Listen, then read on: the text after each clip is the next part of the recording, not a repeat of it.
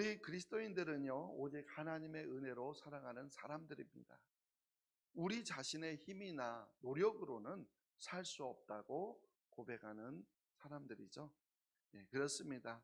우리가 여기까지 오게 된 것은 때마다 일마다 우리를 붙들어 주시고 인도해 주시는 바로 하나님의 은혜가 있었기 때문입니다. 바로 여기까지 오게 하신 하나님의 은혜를 가리켜서 오늘 본문 말씀은 에베네셀이다 이렇게 표현하고 있습니다. 이 에베네셀이라는 단어는요, 히브리어 단어인데요. 에벤은 돌이고 에셀은 도움이라는 뜻입니다. 그러니까 직역하면 도움의 돌 이런 뜻이 됩니다. 이것은 사무엘이요 미스바와 센 사이에 세워놓은 돌을 가리키는데요. 사무엘이 큰 돌을 세워놓고요, 뭐라고 말하냐면 여호와께서 여기까지 우리를 도우셨다 이렇게 선포합니다. 바로 그것이 에베네셀이에요. 그 이후로 이스라엘 백성은요, 그 돌을 볼 때마다, 뭐를 볼 때마다요? 그 돌을 볼 때마다 그들을 도우셨던 하나님의 은혜를 바로 기억하곤 했던 것입니다. 그렇습니다. 하나님의 백성은요, 누구나 크고 작은 에베네셀을 가지고 있습니다. 하나님이 도우셨던 징표를 가지고 있습니다. 사방으로 우겨싸임을 당했을 때, 죽고 싶을 만큼 힘들었을 때, 아무런 희망이 보이지 않았을 때, 바로 그러한 때 하나님이요 우리의 손을 붙잡아서 이끌어 구원하여 주셨던 경험이 바로 에베네셀, 즉 도움의 돌입니다. 한때 우리 한국교회가 예배를 드리지 못한 때가 있었습니다. 바로 코로나 팬데믹 때였죠. 그러나 그런 코로나 팬데믹, 그런 엄중한 상황 속에서도 우리는 에베네셀의 은혜를 체험했었습니다. 그래서 오늘도 이렇게 우리는 하나님 앞에 나와서 예배할 수 있는 것 아니겠습니까? 우리는 오늘 본문을 통해서 사무엘과 이스라엘 백성이 경험한 하나님의 은혜가 구체적으로 어떠한 것인지를 우리가 살펴보려고 합니다. 그런 가운데 우리의 삶 가운데에도 에베네셀의 하나님, 여기까지 도우신 하나님의 은혜를 우리 모두가 분명하게 고백할 수 있게 되기를 간절히 소망합니다. 오늘 본문 사건을 이해하기 위해서 우리는요, 먼저 20년 전으로 거슬러 올라가야 합니다. 오늘 본문으로부터 20년 전입니다. 때는 주전 1050년경 사사시대가 거의 끝나갈 무렵이었습니다. 당시 이스라엘은요, 블레셋과 큰 전쟁을 치르고 있었습니다. 사람들은 일반적으로 출애굽한 이스라엘 백성들이 단숨에 모든 가나안 땅을 다 정복한 것으로 생각하지만 실제로는요, 그렇지 않았습니다. 가나안 땅에는 이스라엘 백성들이 정복하지 못했던 민족들이 참 많이 남아 있었어요. 그 중에서도 이스라엘을 가장 괴롭혔던 민족이 바로 블레셋이었습니다. 블레셋은 본래 지중해를 건너온 해양 민족을 가리키는 말이에요. 지중해 섬에 있던 그 해양을 건너온 민족이에요. 이스라엘이 가나안 땅에 정착한 바로 직후에 그 블레셋 사람들은요, 지중해 그 접한 해안지대에 정착하기 시작합니다. 그래서 가나 지구를 비롯한 5개 도시 국가가 연합한 형태를 갖추었습니다. 그게 블레셋이에요. 그리고 철기 무기를 앞세워서 내륙으로 점점점 밀고 들어왔던 거예요. 그러다 보니까 자연히 내륙 산악지대에 자리를 잡고 있었던 이스라엘과 사사건건 충돌할 수밖에 없었던 겁니다. 그러다가 바로 주전 1050년경에 생존을 건 대규모 전쟁이 벌어지게 된 거예요. 오늘날 우리가 이 지역을 팔레스타인 지역이다 이렇게 부르잖아요. 아이러니하게도 그 이름이, 팔레스타인이라는 이름이 바로 이스라엘의 그 원수였던 블레셋이라는 말에서 파생된 단어입니다. 그러니까 지금 팔레스타인 지역에서 벌어지고 있는 이스라엘과 팔레스타인과의 전쟁에서 우리는 무엇을 볼 수 있냐면 바로 구약 성경 시대에서 시작된 이스라엘과 블레셋 사이의 그 뿌리 깊은 전쟁을 보고 있는 겁니다. 어찌됐든 이날 1050년에 이루어졌던 블레셋과 이스라엘 전쟁에서 단 하루 만에 자그마치 3만 명의 이스라엘 군사들이요 전사를 했고요. 또 하나님의 인재를 상징하는 법궤를 빼앗기는 그러한 수치를 당하게 되었습니다. 그 당시 제사장이었던 엘리 제사장은요 자신의 두 아들이 죽임을 당했다는 소식을 전해 듣고요 너무나 충격을 받아서 의자에 앉아 있다가 뒤로 넘어졌는데 그만 목이 부러져서 마찬가지 죽고 맙니다. 그리고 그날 마치 그 엘리 제사장의 며느리가 아이를 해산하게 되는데 그 이름을 이가봇이라고 지은 후에 그만 그도 죽고 말았습니다. 이 이가봇이라는 말은 하나님의 영광이 이스라엘을 떠났다 이런 의미예요. 이처럼 바로 이 전쟁으로 인하여서 그동안 이스라엘이 가나안 땅에서 쌓아오던 영향력은 하루아침에 무너졌고요. 그 당시 이스라엘을 지도해 오던 엘리 제사장의 가문도 완전히 몰락하고 말았습니다. 이제 얼마 후에 법궤는 다시 돌아오게 되었지만 바로 그로부터 오늘 본문까지 20년 동안 이스라엘은요 이가봇이 의미하는 것처럼 하나님의 영광이 떠난 암흑기를 보내야만 했습니다. 그러나 그 암흑기에 하나님은 어린 사무엘을 이스라엘의 새로운 지도자로 준비해 가셨어요. 또한 20년의 세월이 흐르는 동안 이스라엘 백성 사이에서 하나님을 향한 그런 마음을 돌이키는 운동이 조금씩 자발적으로 생겨나기 시작했습니다. 그리고 그 운동이 점점 퍼져나게 되었어요. 그래서 마침내 때가 무르익자, 비록 이제 20년이 지난 거죠.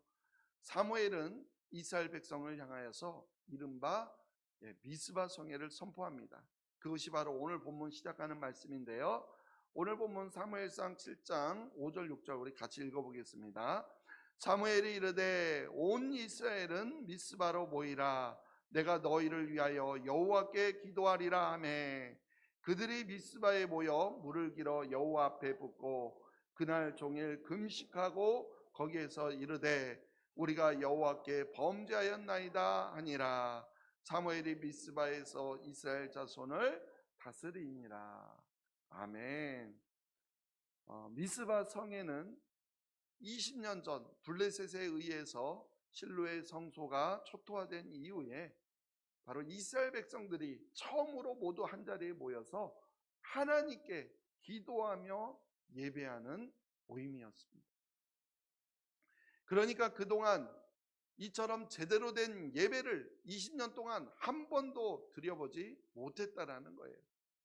그러니 당연히 그들이 하나님 앞에 그들의 죄를 고백할 일도 없었던 것이죠.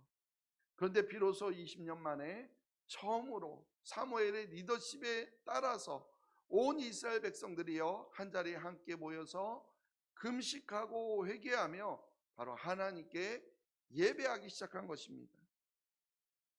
그리고 미스바 성회를 통해서 결국 에베네셀의 은혜가 주어지게 된 거예요. 그렇습니다. 하나님의 은혜는요 예배의 회복으로부터 주어집니다. 예배가 회복될 때 하나님의 은혜가 회복되는 것입니다. 그동안 이스라엘 백성들은요 하나님께 제대로 예배를 하지 못했습니다. 물론 이제 블레셋 족속들의 영향 때문이었을 거예요. 그러나 그보다 더 중요한 이유는 과거에 실패한 경험 때문이었습니다. 하나님의 법궤를 앞세우고 전쟁터에 나갔다가 매우 크게 패배한 그 쓰라린 경험이 지난 20년 동안 하나님께 온전히 예배하지 못하도록 막았다라는 거예요. 근데 여러분 한번 가만히 생각해 보세요. 그들의 실패가 과연 하나님의 실패였습니까? 법궤를 앞세우고 전쟁에 나갔는데도 오히려 그 전쟁에서 크게 진 것이 과연 하나님의 탓이었습니까? 아닙니다. 그들이 제대로 신앙생활을 하지 않았었습니다.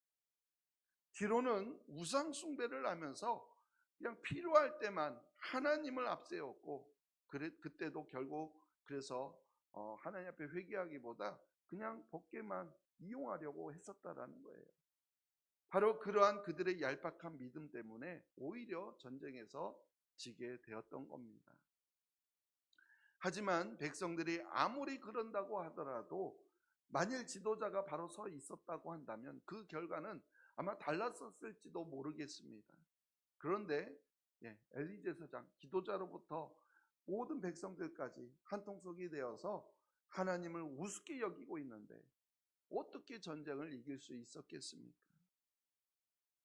전쟁에 패한 것보다 더 큰 문제는요, 바로 그로 인해 더는 하나님을 예배하지 않게 되었다라는 거예요. 하나님을 예배하지 않은 것이 더 큰 문제였어요. 실패의 원인이 자신들에게 있었음에도 불구하고 자신의 죄를 고백하고 하나님께 회개하려고 하지는 않고요, 아예 그냥 하나님께 예배하지 않기로 했다라는 거예요. 지금도요, 그와 비슷한 사람들을 우리는 참 많이 볼 수가 있습니다.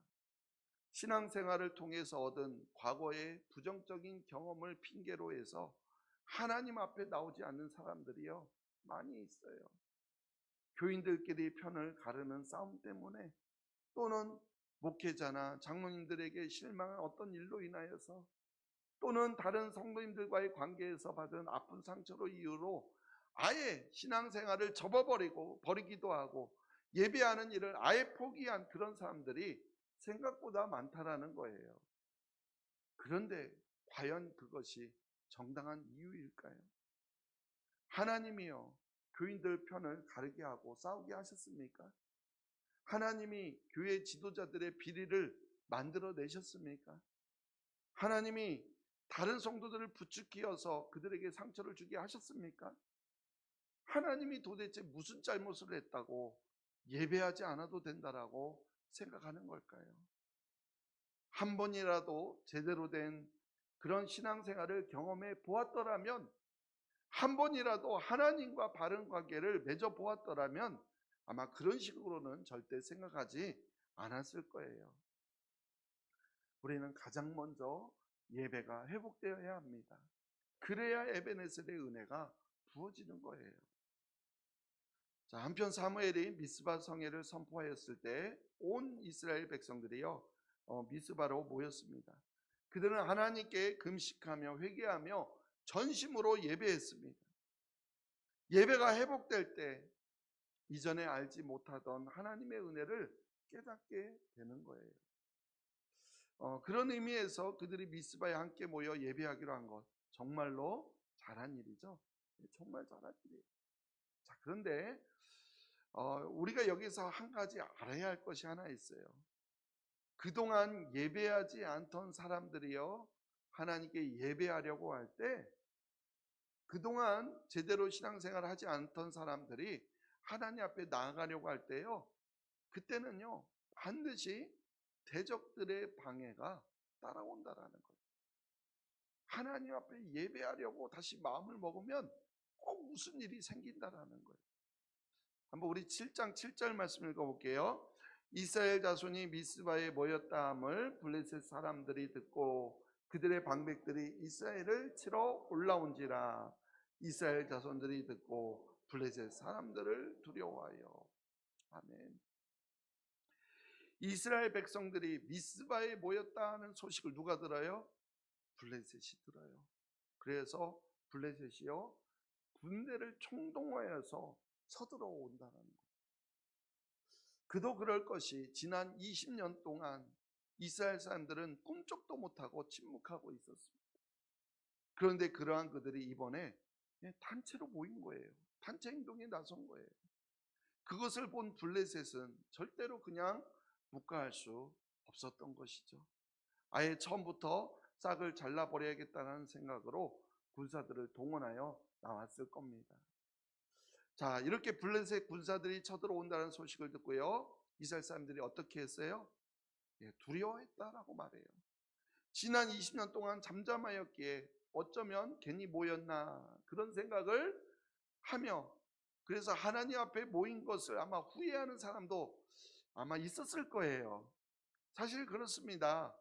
블레셋이 또 쳐들어온다라는 소식을 들었을 때 20년 전에 그들에게 완전히 참패했던 경험이 있기 때문에 그때의 경험을 기억하고 있는 사람들은요, 매우 두려움에 떨었을지도 모릅니다.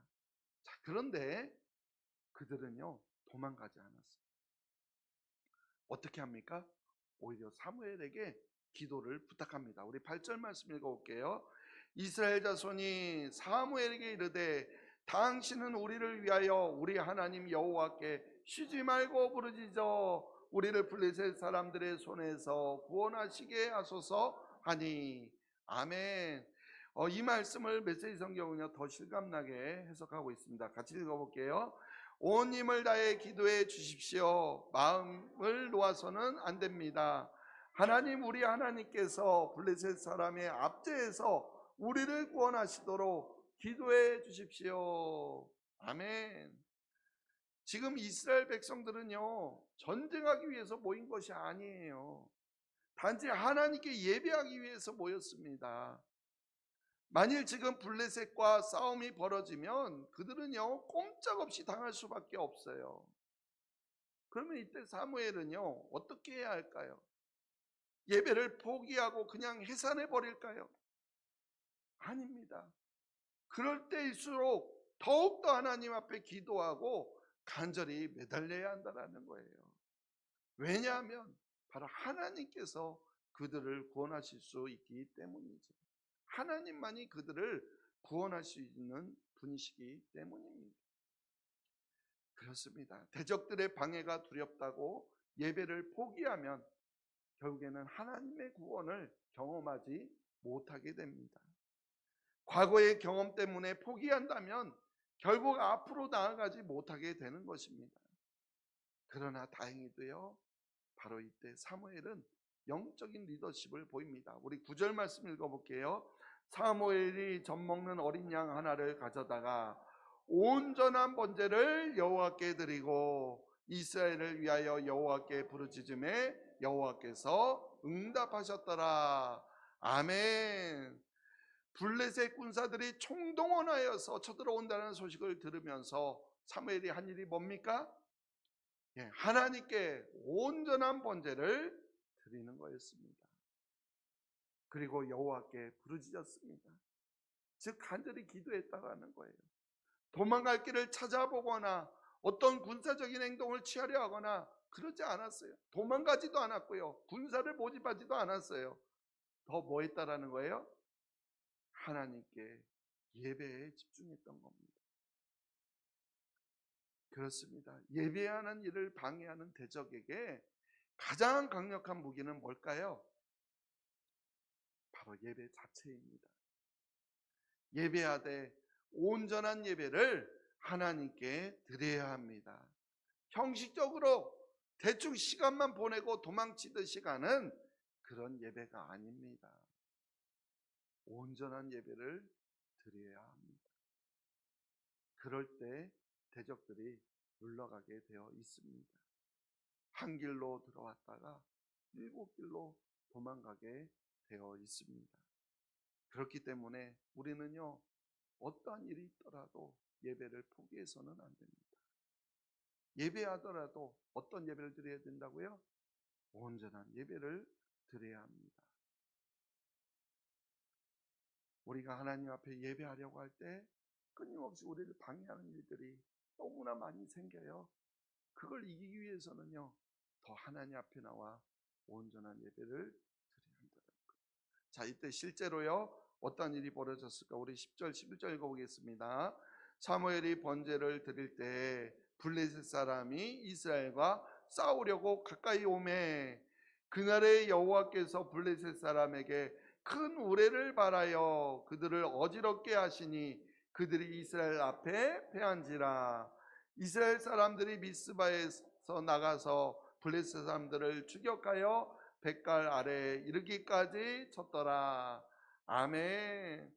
사무엘과 이스라엘 백성들이 하나님께 번제를 드리고 온전히 예배하고 있는 동안 블레셋 사람들이요 기습 공격해 왔어요. 꼼짝없이 당해야 하는 그런 상황이었습니다. 그런데 그때 누가 전쟁에 개입하세요? 하나님이 그 전쟁에 개입하시고, 큰 우레소리, 천둥 소리를 일으켜서 블레셋 사람들을 당하게 하셨던 겁니다. 기세등등하던 블레셋 군사들이요, 한번 무너지기 시작하니까 그만 순식간에 와르르 무너지고 말았습니다. 이스라엘 사람들이 한 일이라고는요, 단지 도망가는 블레셋 사람들을 뒤쫓아가면서 무찌르는 것이 전부였어요. 한번 20년 전의 전쟁을 한번 보십시오. 그때는요, 하나님이 개입하지 않았습니다. 왜냐하면 그 전쟁은 하나님과 상관없이 진행된 것이었기 때문이었습니다. 전쟁터에 법궤를 모셔갔던 것도 하나님께 허락받은 일이 아니었어요. 그들은 단지 법궤를 가져가면 전쟁에 이길 수 있으리라는 그런 기대를 했고, 그리고 그대로 시행했을 뿐입니다. 그것에 대해서 엘리 제사장은요, 아무런 제재를 하지 않았어요. 그 전쟁은 그냥 단지 하나님을 이용하여 자기들의 힘으로 이겨보려고 했더라는 거예요. 결국 패배한 것은 지극히 당연한 결과였습니다. 그러나 20년이 지난 지금 미스바에서는요, 전혀 다른 모습이었어요. 이스라엘 백성들은요, 하나님께 예배하고 있고, 전쟁은요, 하나님께서 지으신 것이었습니다. 그러기에 승리는 이스라엘 백성 몫이 되었습니다.